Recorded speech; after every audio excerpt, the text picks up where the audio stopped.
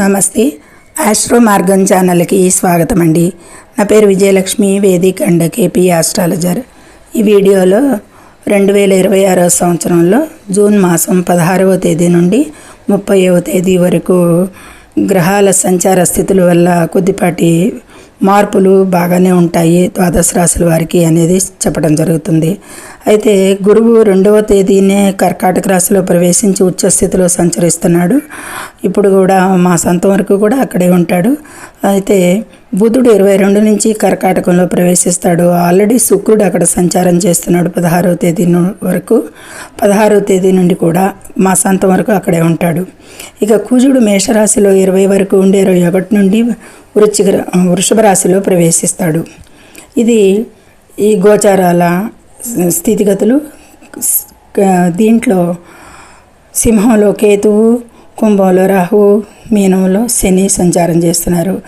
ఈ వీడియోలో ముఖ్యంగా మొదట చెప్పటం కొంచెం ఆలస్యమైంది. ఇది ధనుస్సు రాశి వారికి.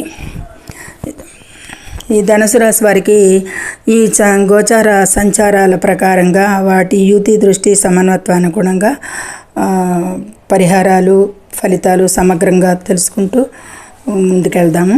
అయితే ఛానల్ని సబ్స్క్రైబ్ చేయని వారు ఇంతవరకు సబ్స్క్రైబ్ చేయగలరు, షేర్ చేయగలరు, మీ లైక్ ఇచ్చి ఎంకరేజ్ చేయగలరు. ధన్యవాదములు. ఇక వివరాల్లోకి వెళ్తే కనుక ఈ ధనుసు రాశి వారికి 7లో సూర్యుడు అనుకూలంగా లేడు అనేది చెప్పచ్చు. 8లో బుధ శుక్రులు అనుకూలిస్తారు, గురువు అంత అనుకూలం కాదు అనేది సూచిస్తుంది ధనుసు రాశి వారికి.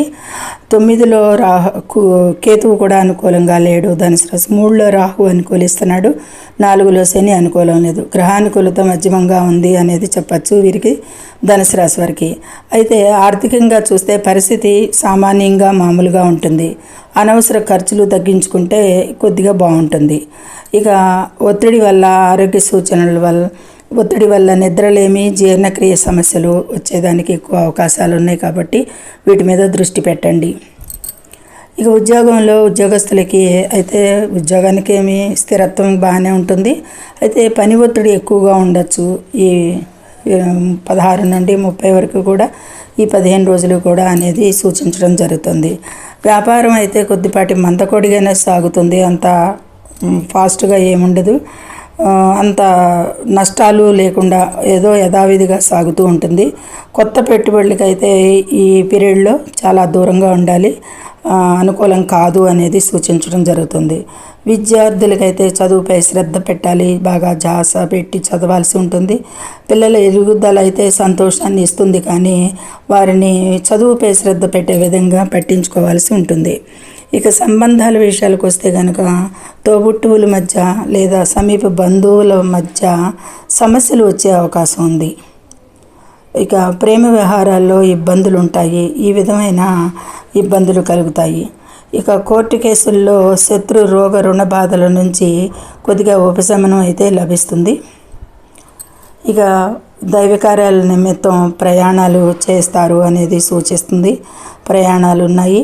ముఖ్యమైన పాయింట్ ఏంటంటే ముఖ్యంగా ఈ మాసంలో ఈ 15 రోజులకి ధనుసు రాశి వారికి ఆధ్యాత్మిక చింతన అనేది పెరుగుతుంది. ముఖ్యంగా మిగతా విషయాలు సామాన్యంగా ఉన్నాయి. ఇక పరిహారంగా గురువారం నాడు దత్తాత్రేయ స్వామి లేదా రాఘవేంద్ర స్వామి ఆరాధన చేయడం చాలా మంచిది. ప్రతికూల విషయాలకి కూడా గురుబలం పెరగటానికి కూడా అనేది సూచించడం జరిగింది. ఇది ధనుసు రాశి వారికి సమగ్రంగానే అన్ని విషయాలు చెప్పుకున్నాము. కొద్దిపాటి అదమంగానే ఫలితాలు ఉన్నా కానీ పర్వాలేదు, సామాన్యంగా నడుస్తుంది. మరి అంత నష్టాలు కష్టాలు కాకుండా కొద్దిపాటి ఉద్యోగంలో అధిక శ్రమ, ఆరోగ్యం సామాన్యంగానే ఉంటుంది. మిగతా విషయాలన్నీ చర్చించుకున్నాము కాబట్టి